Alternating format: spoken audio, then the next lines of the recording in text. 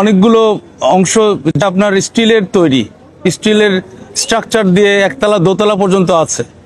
এখানে অনেক কম্বাসেবল ম্যাটেরিয়াল ছিল, মানে হ্যাজার্ডাস যে ম্যাটেরিয়াল, লোডটা অনেক বেশি, অকুপেন্সি লোডটা অনেক বেশি, যেটার জন্য আমাদের আর যে অ্যাক্টিভ মানে আমাদের কোনো ধরনের ডিটেকশন সিস্টেম যদি থাকতো এবং তার সাথে প্রোটেকশন সিস্টেম থাকতো তাহলে হয়তো এতটা দুর্ঘটনা ঘটতোই না। তো এই ধরনের কোনো বিষয় আমরা এখানে পাইনি, যার কারণে আমাদেরও বেগ পেতে হচ্ছে, আমাদেরও তদন্ত করে বের করতে হবে কখন কিভাবে এই কোনটা ধরে।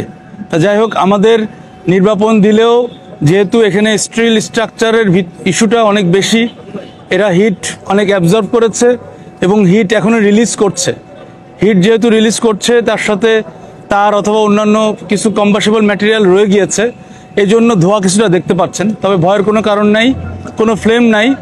আর ফ্লেম যদি হয়ও তাহলে আমাদের 4টা ইউনিট এখানে অবস্থান করবে টিল যতক্ষণ পর্যন্ত আপনার এই ধোঁয়াগুলো থাকবে।